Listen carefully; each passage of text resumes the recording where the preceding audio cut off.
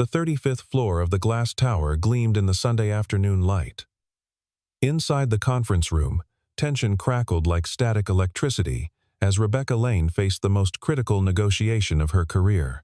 Across from her, Sheikh Omar Al-Fareed spoke rapidly in Arabic, his words sharp with frustration. The translator had vanished without warning, leaving Rebecca's team helpless. Omar rose from his chair, preparing to leave.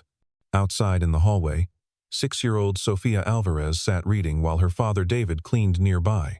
The Arabic words, drifting through the door, made her look up, and she walked into the room, speaking in perfect, crystalline Arabic that stopped everyone cold. David Alvarez had been cleaning office buildings for 7 years, ever since his wife Maria passed away from cancer. At 35, his hands bore the calluses of honest work, his back slightly bent from countless hours of mopping floors and emptying trash bins. But when he looked at his daughter Sophia, none of that mattered. She was his universe, his reason for waking at 4 each morning, his motivation for taking extra shifts whenever possible. Their small apartment in Queens wasn't much, but he'd filled it with something more valuable than luxury. Books, hundreds of them, collected from library sales, thrift stores, and garage sales, lined makeshift shelves he'd built from reclaimed wood. Every surface held stacks of encyclopedias, language guides, science, textbooks, and children's literature in multiple languages. David himself had only finished high school, dropping out of community college when Maria got pregnant, but he understood that education was the ladder his daughter would climb to reach heights he could only imagine. Sophia was no ordinary 6-year-old. While other children her age struggled with basic reading, she devoured texts in multiple languages with an appetite that astonished her teachers.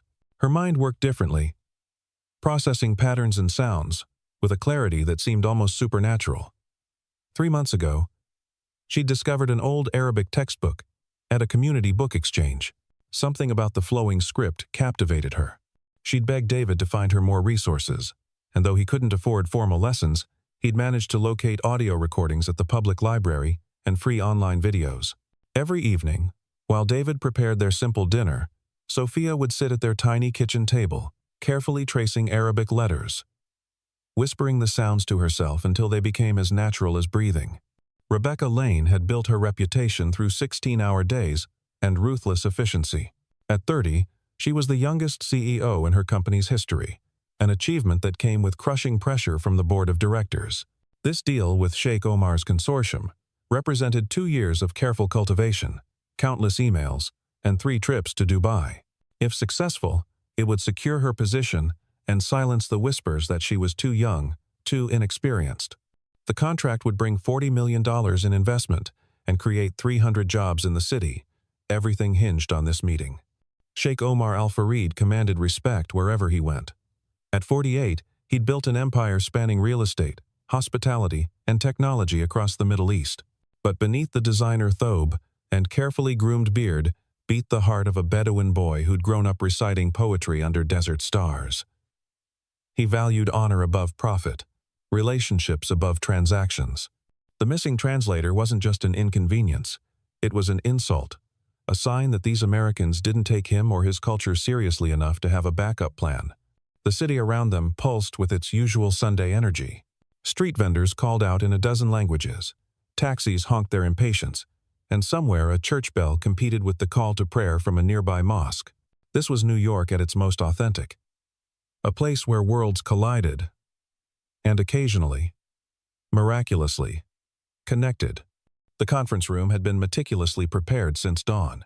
Rebecca's assistant had arranged everything from the halal catering to the precisely cooled Arabian coffee served in golden-rimmed cups, imported specifically for this occasion.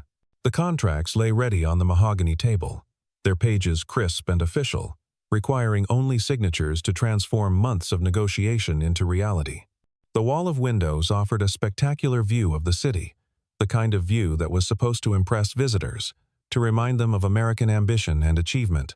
But as the minutes ticked by without their translator, Rebecca watched her carefully orchestrated plan crumble like ancient parchment exposed to air. Omar's patience snapped first, erupting like a desert storm. He launched into a rapid stream of Arabic, his hands gesturing sharply as he addressed his team of 4 advisors. They nodded grimly, gathering their papers with practiced efficiency, their faces masks of professional disappointment. Rebecca caught only one word she recognized from her limited Arabic studies: "Khalas." Finished. Her heart sank as she realized the magnitude of this failure. The board would crucify her at Monday's emergency meeting. 300 families wouldn't get those jobs she'd promised the mayor.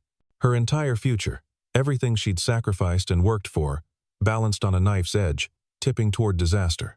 "Please, Sheikh Omar." Rebecca stood, her voice steady despite the tremor in her hands, her practiced composure barely holding. "Give us 30 minutes. I promise we'll find another translator. This deal means everything to both our companies."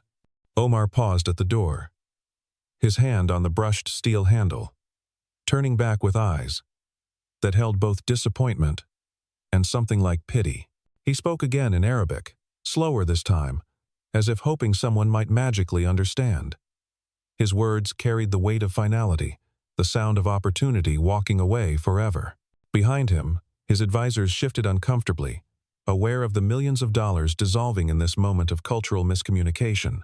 David had been wiping down the water fountains in the hallway when he heard the raised voices penetrating the conference room's heavy doors.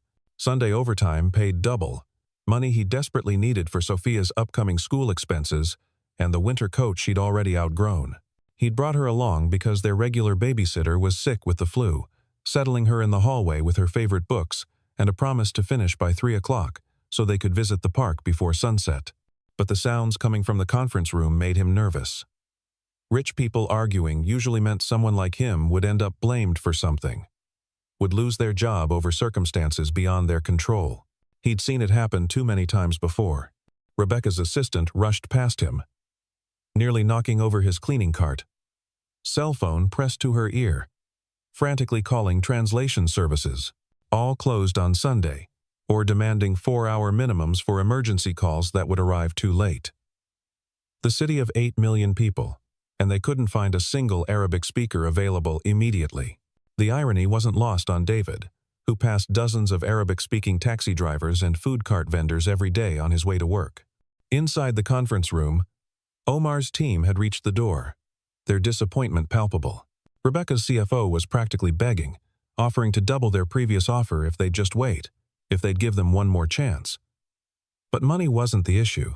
Respect was, trust was, and both had been shattered by this seemingly small oversight that revealed a deeper carelessness, a fundamental lack of preparation that Omar found insulting. That's when Sophia walked in. She moved with the unconscious confidence of a child who hadn't yet learned to doubt herself, who hadn't yet been taught that some rooms weren't meant for people like her. Her blonde curls caught the afternoon light streaming through the windows as she approached Sheikh Omar directly, her small voice clear and surprisingly authoritative as she spoke in flawless classical Arabic. "Peace be upon you, honored uncle. Forgive the interruption. But I heard your words through the door. You said trust is like glass. Once broken, it cannot be mended. But my mother, before she went to heaven, told me that broken things can become art if we're brave enough to piece them together differently. Perhaps this moment isn't breaking but reshaping." The room froze in absolute stillness. Rebecca's hand stopped halfway to her phone. Omar's advisors exchanged stunned glances, their eyes wide with disbelief. Even the city noise seemed to pause, as if acknowledging this impossible moment. The air itself seemed to crystallize around this tiny girl, speaking the language of scholars and poets with the ease of a native speaker. David burst through the door seconds later, still clutching his mop, his face flushed with embarrassment and fear. "Sophia, I'm so sorry, everyone. Please forgive the interruption. Come on, baby, we need to go right now." But Omar raised his hand, his expression transformed from anger to wonder, from dismissal to fascination. He knelt slowly to Sophia's height, his knees creaking slightly, responding in Arabic. "And peace be upon you, little scholar. Where did you learn to speak the language of poetry with such grace?" Sophia smiled, the gap where she'd recently lost a tooth making her look even younger, switching effortlessly to English for the other's benefit, then back to Arabic for Omar. "From books, uncle, and from listening to recordings. My father says listening is how we learn to understand hearts, not just words. I listen to Arabic every night before sleep. The language sings to me in my dreams. Rebecca found her voice. Though it came out as barely a whisper. She's translating. Perfectly. This child is translating sophisticated Arabic perfectly. Omar stood slowly, his eyes moving from Sophia to David, taking in the work uniform stained with cleaning solutions, the tired eyes that spoke of double shifts and sacrificed sleep, the protective way the janitor positioned himself near his daughter like a guardian angel in a maintenance uniform. This remarkable child is yours? Yes, sir. I'm truly sorry for the disruption. We'll leave immediately. I know we don't belong here. Number Omar's word carried the authority of someone accustomed to obedience, but also a warmth that hadn't been there before. Stay, please. He turned to Rebecca. His entire demeanor shifted. It seems God provides solutions in unexpected packages. If you're willing, I would like this young lady to help us continue our discussion. Sometimes the universe sends exactly what we need in forms we don't expect. Rebecca looked at David, seeing him clearly for the first time. Not just the invisible man who emptied her trash and cleaned her office, but a father who'd somehow raised this remarkable child. A man who, despite working multiple jobs, had created an environment where genius could flourish. Would that be all right with you, Mr. Alvarez? David Alvarez. Sophia, honey.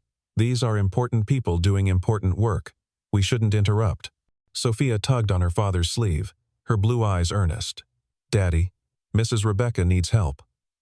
Mama said we should always help when we can. She said that's how angels earn their wings on earth. The negotiation resumed with Sophia perched on a chair between the two parties. Her thin legs swinging slightly above the floor as she translated complex financial terms with the ease of someone discussing playground games. She didn't just translate words, she conveyed tone, emotion, cultural context that even professional translators often missed. When Omar made a joke about camels and venture capitalists that relied on Arabic wordplay, she laughed before translating, explaining the pun to the American team, and her genuine delight broke through his remaining reserve. She became not just a translator, but a bridge. Her innocence and earnestness dissolving the tension that had calcified between the two parties. How does she know these technical terms? Rebecca whispered to David, who'd been convinced to sit nearby, though he perched on the edge of his chair as if ready to flee at any moment. She reads everything she can get her hands on. Last week, I found her with my old economics textbook from community college. Said it was interesting. She reads the business section of newspapers I bring home from recycling, medical journals from the hospital where I clean at night. She absorbs everything. He shook his head in amazement, his eyes never leaving his daughter. I never knew she'd learned Arabic to this level. She must have been practicing while I was at work, using the computer at the library. As the afternoon wore on, the atmosphere shifted from tension to collaboration, from suspicion to genuine partnership. Sophia occasionally asked for clarification, her questions so insightful that both parties paused to consider angles they'd overlooked. When discussion turned to community impact, she shared her own observation. My father works very hard, but he says honest work makes honest sleep. Maybe this deal can help more fathers sleep honestly. Maybe it can help children have more books. Omar's eyes softened visibly, a sheen of moisture appearing. In this American child speaking his mother tongue, he heard echoes of his own daughter Amira, lost to leukemia.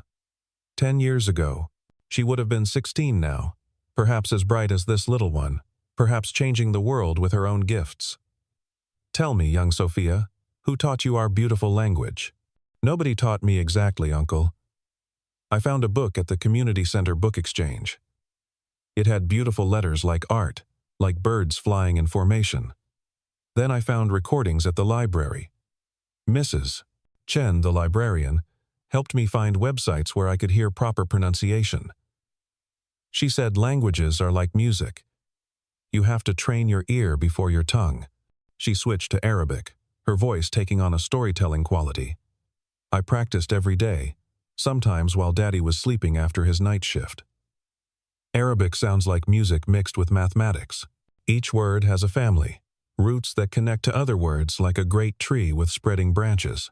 It's like solving puzzles made of sound and meaning and history all at once. Omar laughed, a rich sound that transformed his stern face into something grandfatherly and warm.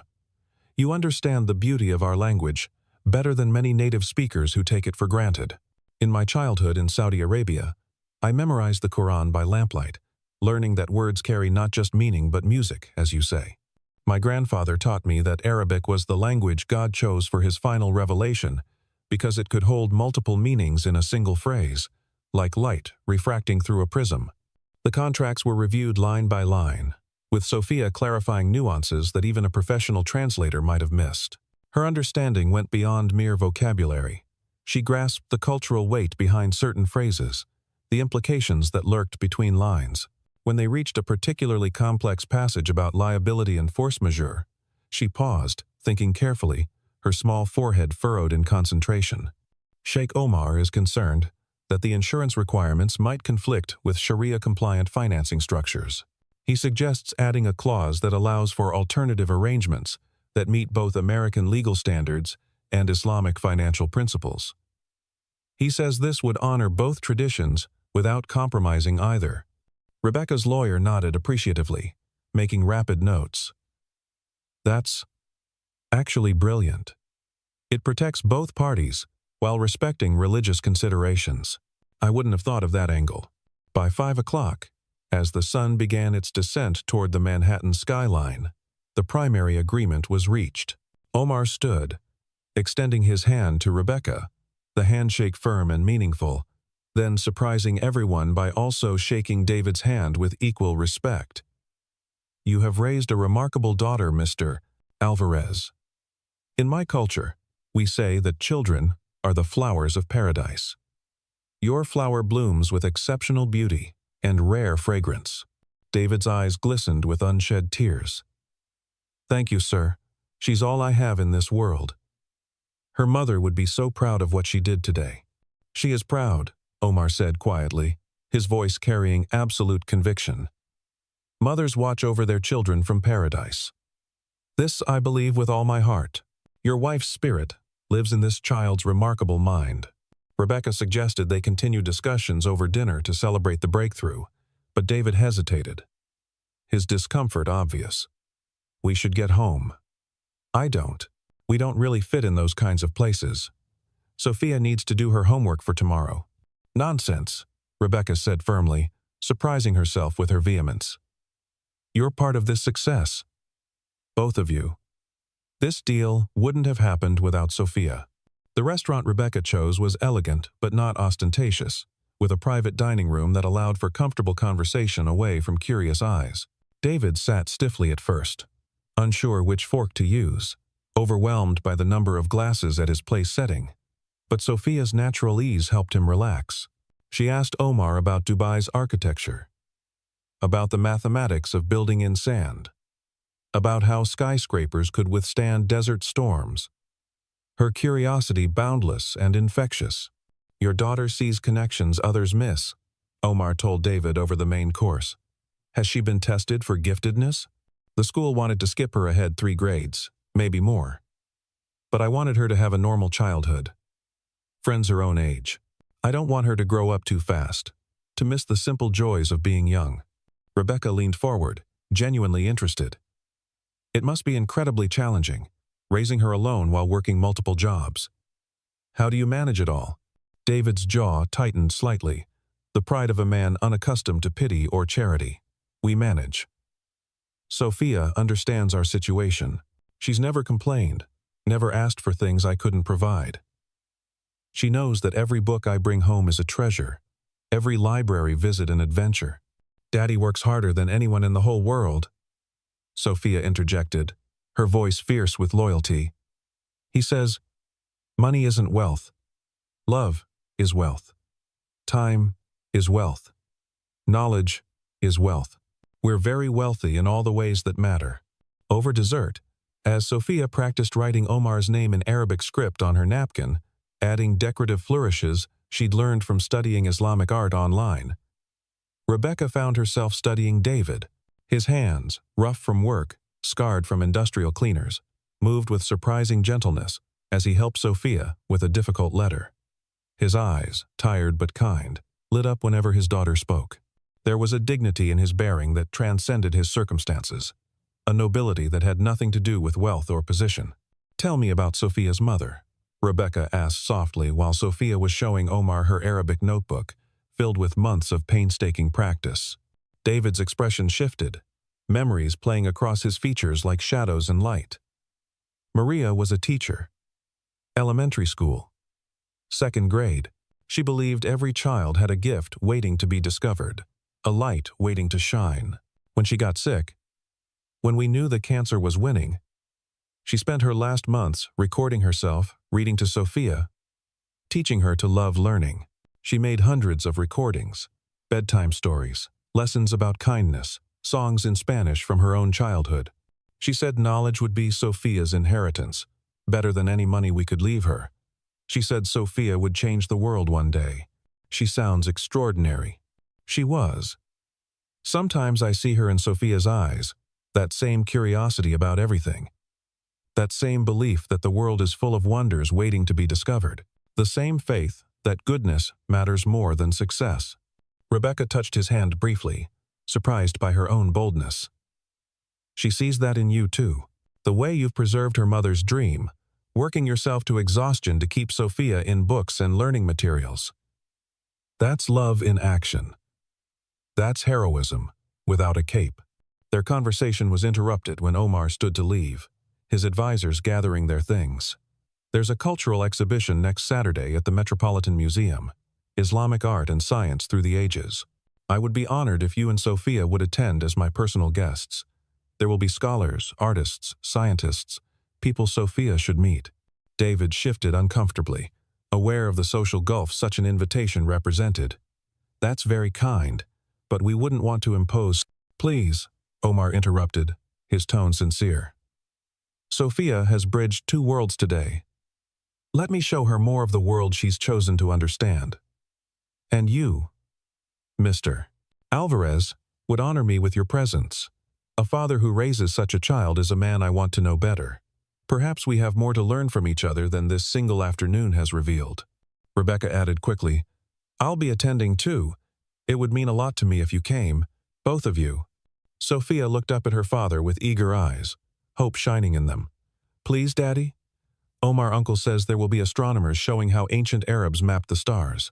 They'll have real astrolabes we can touch." David couldn't refuse that face, had never been able to.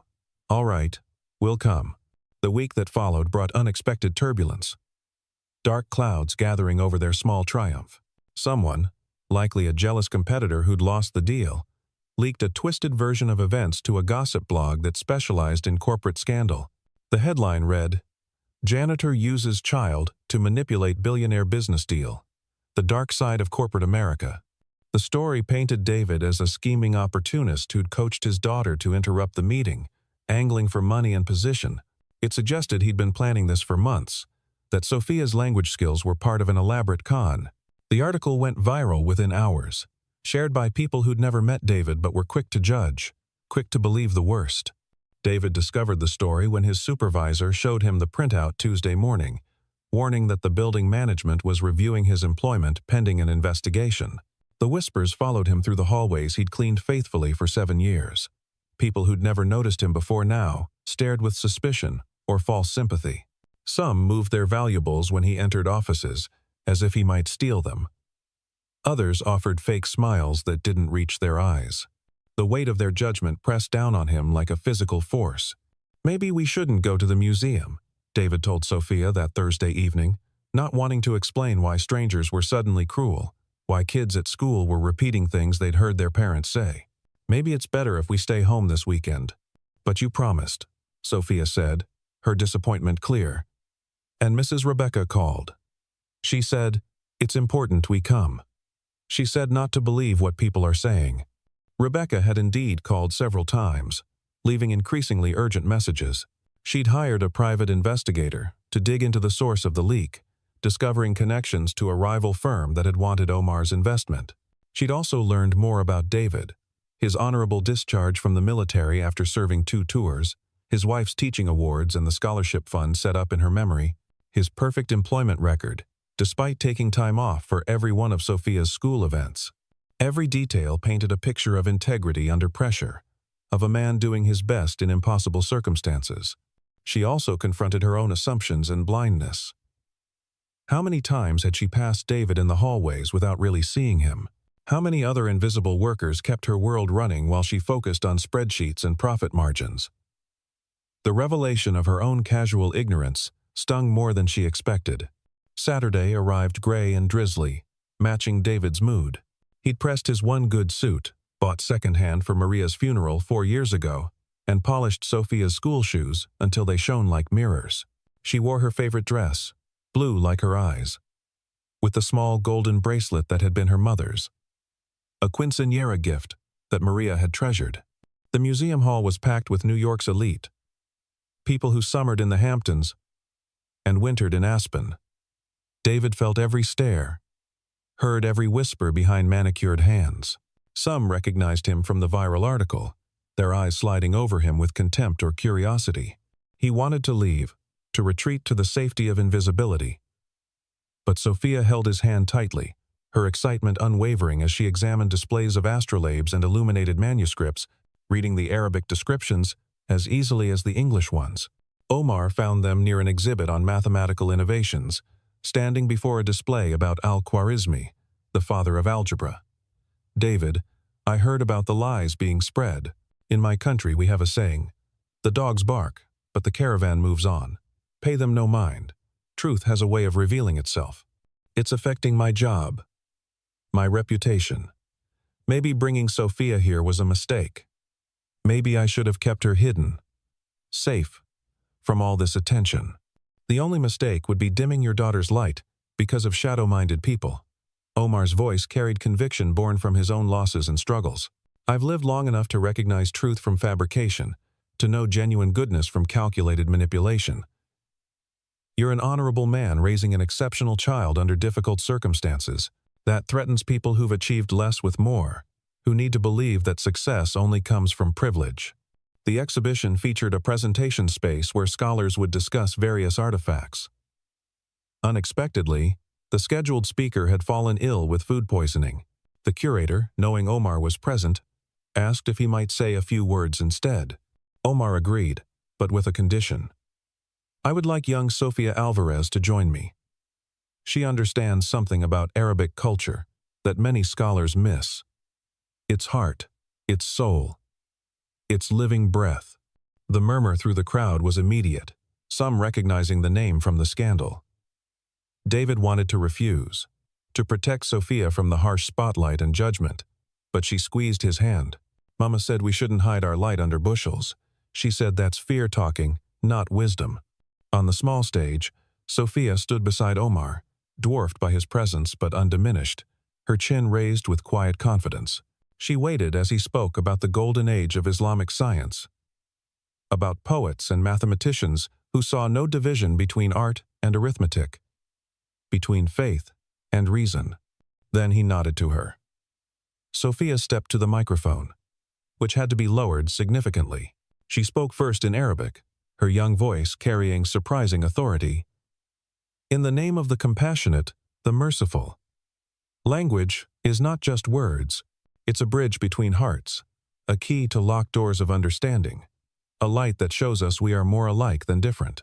She switched to English, her words careful but confident. My daddy cleans buildings. He works very hard, so I can have books, so I can learn, so I can grow. Some people think that makes us less important, less worthy of respect. But I learned Arabic from library books and free websites because my daddy taught me that knowledge doesn't care about money. It only cares about hunger. Hunger to learn, to understand, to connect with other human beings across the beautiful differences that make us unique. The room was silent except for the sound of rain against the museum skylights. Sophia continued, alternating between Arabic and English. When I translated for Sheikh Omar and Mrs. Rebecca, I wasn't just changing words from one language to another. I was helping hearts speak to each other. That's what language does. It reminds us that we're all human. all hoping for better tomorrows, all hurting from our losses.